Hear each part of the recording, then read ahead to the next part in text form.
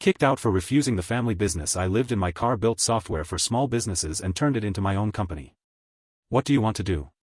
The sound of my father's voice shook the designer light fittings in our immaculate suburban kitchen. His face turned to a frightening purple, already red from his third scotch of the evening. I repeated, attempting to sound steady, that I want to launch a software company.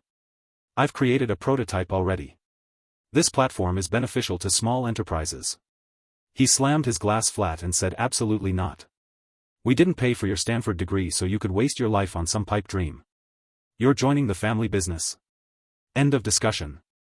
I looked to my mom for encouragement. She remained motionless at our marble island, keeping her customary cautious distance from confrontation.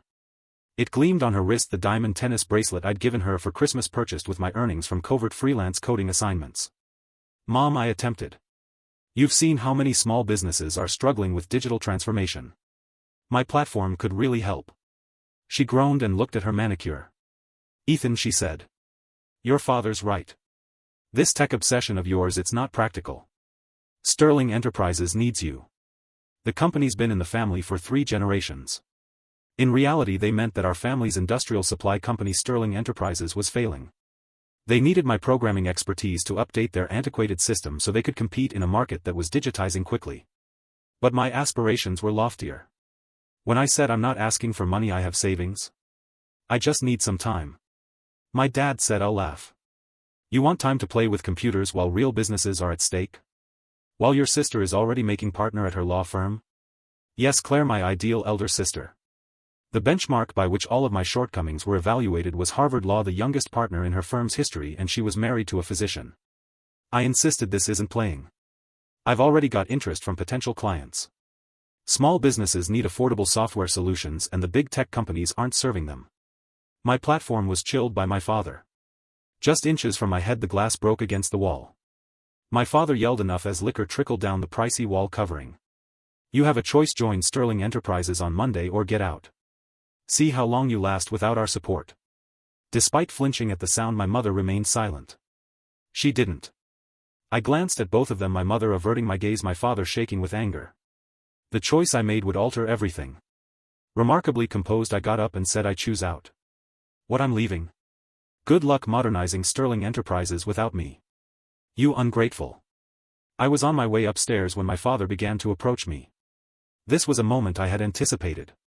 Essentials like a laptop, a portable hard drive, and 2 changes of clothes were already in my backpack. I had a safety deposit box where I kept my vital paperwork. My parents couldn't access the account where I kept the majority of my savings. My dad yelled up the stairs, you have an hour? Then I want you out of this house.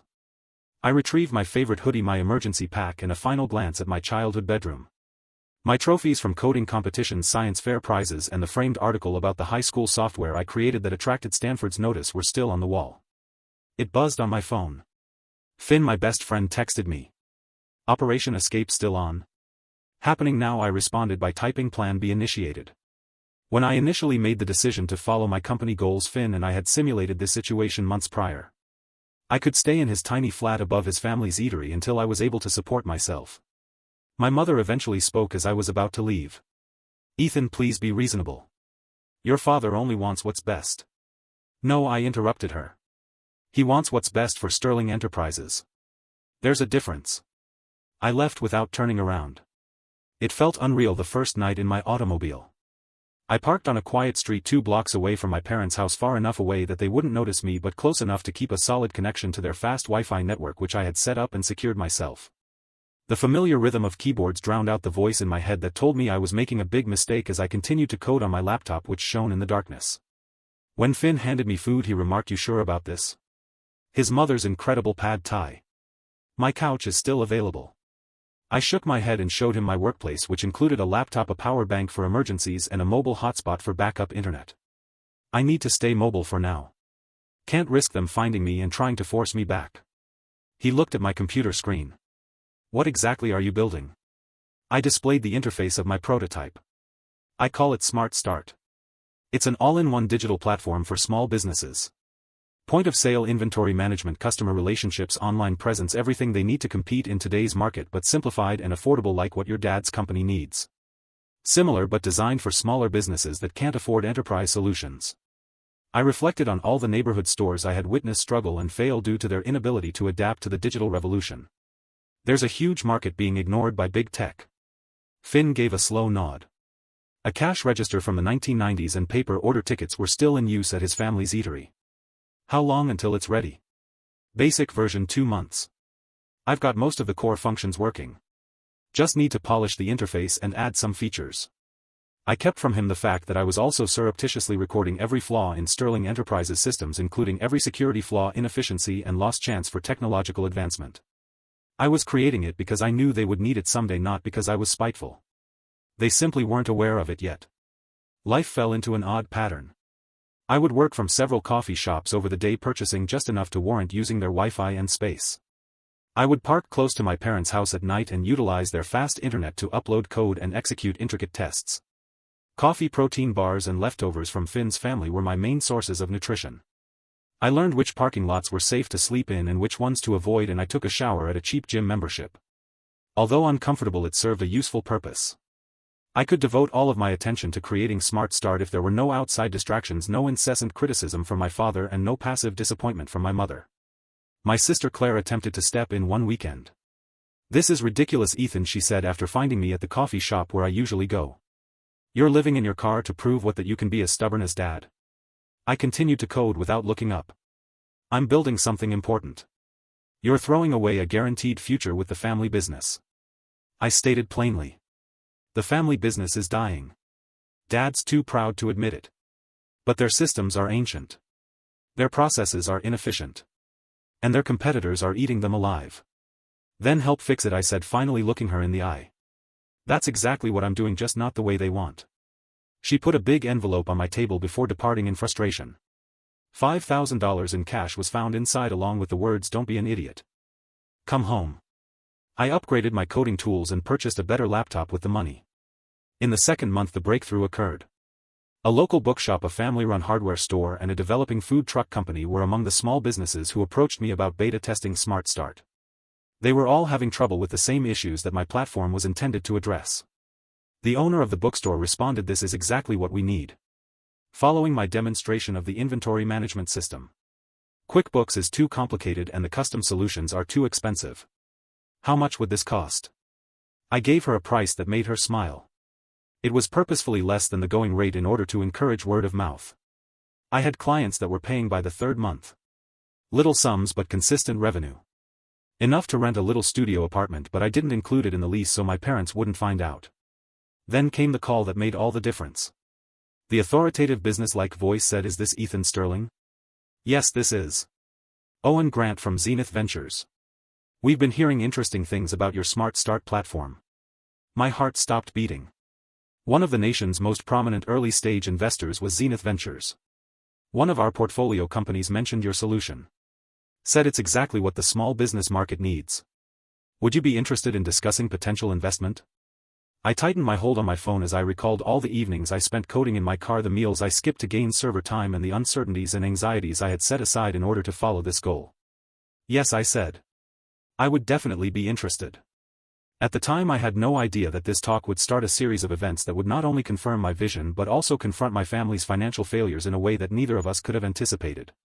My father would have approved of the Zenith Ventures office, which was located on the top level of a shiny downtown tower. I tried not to look like someone who had been living in his van 2 months prior, rearranged my one-night suit and purchased used items for investor meetings. Owen Grant had the easy assurance of someone who had made his wealth in the first boom, and he was younger than I had anticipated, possibly in his early 40s. "Walk me through it again," he urged, pointing to the enormous screen in the conference room that was showing my Smart Start demonstration. I launched the user interface, which had grown as recognizable as my own image. Small businesses are drowning in digital complexity. They need e-commerce, inventory management, customer relationship tools, but existing solutions are either too expensive, too complicated, or too limited. The point of sale, inventory management, customer communications, and even basic analytics were all connected and easy enough for anyone to use, and I showed how a small business owner could set up their complete digital presence in less than an hour. "And this scales?" was Owen's full question. "The architecture is cloud-based, modular. We can add features as businesses grow, integrate with other platforms, but the core stays simple." Slowly he nodded. "And your current users?" 28 paying customers, all from word of mouth, 0 churn rate. Average user engagement is 4 hours daily. That's impressive. He displayed a second screen. My company's incorporation documents. Innovative Solutions LLC registered 6 months ago. Yes. All self-funded so far. He looked closely at me. You're Charles Sterling's son. My heart skipped a beat. You know my father? He looked contemplative as he said. Sterling Enterprises was one of my first investments back in the day before your father bought out the minority shareholders. They're having trouble adapting to digital markets, I hear. I maintained a neutral expression. I wouldn't know. I'm not involved with Sterling Enterprises. He tapped his iPad and a fresh document showed up on the screen. Interesting. We'd like to offer you seed funding $2 million for a 20% stake. I made an effort to hide my trembling hands. $2 million was more money than I ever thought I would have. Oh, and went on, there's one condition. We want you to expand your focus. Small businesses are good, but mid-sized enterprises need these solutions too. Companies like, say, Sterling Enterprises. And there it was. The trap I dreaded and had been anticipating. You want me to target my family's business? He gave a small smile. I want you to target a market segment that desperately needs modernization. The fact that your father's company might benefit is incidental. I reflected on the numerous evenings I had parked outside my folks' house utilizing their Wi-Fi to construct something they rejected. Regarding my mother's quiet and my father's fury. About the small enterprises that Smart Start has already helped flourish. I'll need full control of the company's direction, I replied. No interference with the core mission. He slid a folder over the table and said, of course. Have your lawyers review it. But Ethan, don't wait too long. This market won't stay open forever. 3 days later, after going over every detail with my sister Claire, who was still a better lawyer than she realized, I signed the contract. You're really doing this, she remarked as she returned the documents with the annotations. Going directly against Dad's business? I'm building something that could save his business, I replied. If he's willing to see it. She gave a head shake. You know he won't, not coming from you. Of course she was correct, but I also had a strategy. Scaling up over the next 6 months was a blur. I would have given my mother a heart attack if I had rented actual office space in a converted warehouse. Hired salespeople, designers and developers. When Finn took over as head of customer success, his knowledge of small business owners proved to be quite helpful. Smart Start expanded more quickly than Owen had anticipated. Business circles began to hear about the platform that truly lived up to the hype. From dozens to hundreds to thousands, our user base grew rapidly. Finally, the tech press took notice of us, and then came the piece that made all the difference. Digital David versus Goliath: How Smart Start is Disrupting Enterprise Software. The article commended our ability to assist small firms compete with larger corporations, our creativity, and our emphasis on user experience. The fact that I was Charles Sterling's estranged son was also mentioned almost as an afterthought. Minutes after the piece went up, my phone rang. Claire. She said. Dad's furious. Without introducing herself. He's calling an emergency board meeting. Why? Smart Start isn't competing with Sterling Enterprises. No, but 3 of their biggest customers just announced they're switching to your platform.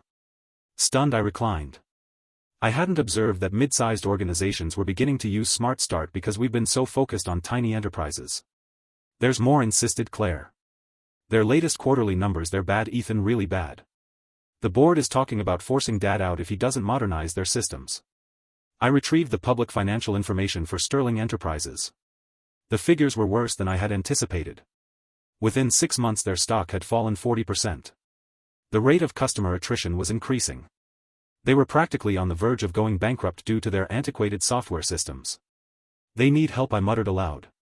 They need you, she said. But you know Dad will never admit it. Owen Grant's remarks regarding focusing on mid-sized businesses and the several elements we included in Smart Start that may help businesses like Sterling Enterprises were on my mind. Perhaps, I replied softly, they don't have to recognize me. I called an emergency team meeting that evening.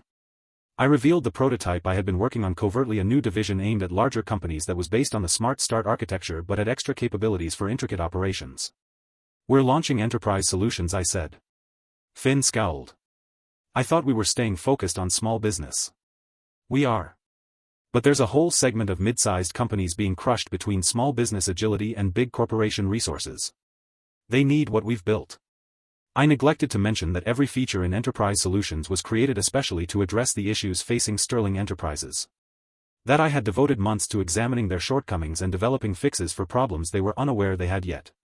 For weeks the team worked non-stop. We introduced Enterprise Solutions under a different name through a subsidiary that was difficult to link to me. Similar to Sterling Enterprises, the marketing campaign focused on well-established enterprises who were having difficulty embracing digital change. We waited after that. It took very little time. Days after our launch, the new Chief Technology Officer of Sterling Enterprises, who had been hired in a panic following their most recent system failure, contacted us. The location of the meeting was their headquarters. I watched over a secure video link while my father and his board were shown Enterprise Solutions by our sales team, who were specifically selected to be unrelated to me. I witnessed his realization that this was precisely what they required. Saw him struggle to acknowledge it. Observed the enthusiastic inquiries from the board members regarding cost and implementation. Our sales lead clarified the investment would be significant but the potential return. My father cut me off, saying we'll need to see other options. An elderly board member, Jonathan, leaned forward. We've seen 12 presentations in 2 months. This is the only solution that actually addresses our specific needs, and their track record impressive results with similar companies. Another board member added their voice. My cousin's manufacturing business switched to their system last quarter. Saw immediate improvements. I saw the expression on my father's face as he knew he was losing the battle. Change was what the board desired. Their clients insisted on it. Their best chance of surviving was with Enterprise Solutions. Fine, he snarled. Start the procurement process. With an odd sense of emptiness, I shut down the video feed. I had succeeded. Produced just what was required by Sterling Enterprises. Confirmed that my vision was correct. Why therefore didn't it seem like a win? When Claire contacted again 3 days later, the response was received. She said Dad's drinking without introducing herself. Really drinking? Mom's talking about separation. Not because of Enterprise Solutions but because he is aware of his failure. My gut nodded. He had to go pleading with outsiders for assistance because the business was collapsing. She hesitated. He keeps saying he should have listened to you. I reflected on all the decisions that had brought us to this point as I gazed out my office window at the metropolitan skyline. My pride, my father's intransigence, and the barriers of silence we established between us. What if I thought to myself there was a way to save both the company and his pride? How? I have an idea, but I'll need your help. The board meeting of Sterling Enterprises was set for 9 a.m. Thursday. I watched familiar faces stream into their offices as I waited in my car outside the exact location where I had parked to access their Wi-Fi. Last to arrive was my father, who appeared older than I had recalled. His suit, which was usually spotless, was a little rumpled. His stride was less assured than the one I had grown up admiring. I tapped my phone and asked, "Everything ready?" "All set," the woman said. "The board members are prepped. Owen Grant just arrived and Mom's in position, though she's still not sure about this." I changed my tie. It was still not the brand my father would pick, but it was a designer now. It has to be today. The Enterprise Solutions contract needs board approval by the end of the week. "Good luck," replied Claire quietly. "Try not to enjoy this too much." Despite my nervousness, I grinned. She was too familiar with me. When I walked in, the security guard looked twice. I had been hauled away the last time I was here following another argument about entering the family business. I was back on my terms now. As I walked in, the boardroom became quiet. My dad's expression quickly changed from astonished to irate to perplexed. Owen Grant, who was seated close to the head of the table, simply nodded as though he had anticipated my arrival. My dad yelled, "What are you doing here?" "I'm here to discuss the Enterprise Solutions contract," I remarked coolly as I set my laptop down on the table. "This is a closed board meeting." "Security?" "Actually," Owen replied softly. "Mr. Sterling is here at my request. As the majority investor in Enterprise Solutions, I believe his input is crucial to this discussion." My dad's face turned white. "You what?" My laptop displayed a similar UI when I plugged it in, but not Enterprise Solutions. I chose to show them the original Smart Start dashboard instead, which had my very first designs and notes. "I started building this the day you kicked me out," I said, "using your Wi-Fi. Actually, since I was living in my car at the time." The members of the board shuffled uneasily. My mom eventually turned to face me as she sat calmly in her typical corner seat. I went on. Smart Start grew faster than anyone expected. Small businesses loved it because it solved real problems simply and affordably, but I knew larger companies needed similar solutions. I moved to the interface for Enterprise Solutions. Every feature in this system was designed specifically to address Sterling Enterprises' challenges. The inventory management, the customer tracking, the integration capabilities, all built based on intimate knowledge of what this company needs. My father's voice was trembling with anger as he said, "You've been spying on us." "No," I replied. "I've been trying to save your company. The same company you wanted me to join, but only on your terms." Owen Grant cleared his throat. "The board has reviewed Mr. Sterling's proposal. Enterprise Solutions isn't just a software platform. It's a potential merger opportunity." My dad's head jerked up. "Merger?" I displayed the comprehensive merger proposal that I had been working on for weeks. Smart Start Technology would acquire a controlling interest in Sterling Enterprises, I said. But the Sterling name stays. The legacy business continues, enhanced by modern technology, and the current CEO transitions to Chairman Emeritus, focusing on strategic partnerships rather than day-to-day operations. There was no sound in the room. My dad whispered, "You want to buy my company?" I clarified, "I want to save it. Transform it into something that honors its history while embracing the future, but it has to happen now before the market completely passes you by." It was my mother who talked first. Charles listened to him. Startled, he turned to face her. She had never raised her voice in 30 years of board meetings. "I've seen what Ethan built," she added. "What he sacrificed to build it. This isn't about winning or losing. It's about family. Family." He laughed loudly. "He abandoned the family business." "No," I muttered. "I found a different way to support it. Every feature, every innovation in Enterprise Solutions was designed with Sterling Enterprises in mind. Because despite everything, I never stopped believing in what this company could be." I approached his chair and opened a second document on my tablet, my initial business plan, which I had penned in my car the night after I was expelled. The subtitle was Project Phoenix: Modernizing Sterling Enterprises Through Independent Innovation. "You." He fixated on the paper. A dawn of recognition. "This was your plan all along?" "Plan B. Actually, Plan A was convincing you to modernize from within. But you weren't ready to listen then." Owen Grant got to his feet. "The board needs to vote on this merger proposal by the end of day. I suggest we take a brief recess to process this information." I was left alone with my father as everyone else filed out. He looked lost as he sat there looking over my business proposal. He finally questioned, "Why didn't you tell me? Would you have listened? Really listened, not just heard what you wanted to hear?" He remained silent for a while. "You built all this using our Wi-Fi." I couldn't contain my laughter. "That's what you're focusing on?" "No," he said, stroking his gray hair. "I'm trying to understand how my son went from living in his car to offering to buy my company in less than 2 years. The same way you built this company. By seeing opportunity everyone else missed, by working harder than anyone thought possible. By believing in something bigger than myself." Slowly he nodded. "Your grandfather would have loved this.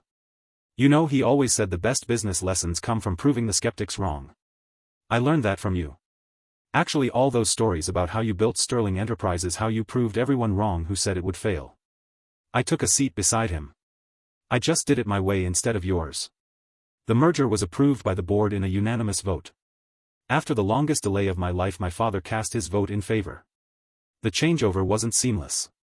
Particularly with family companies, change is never easy.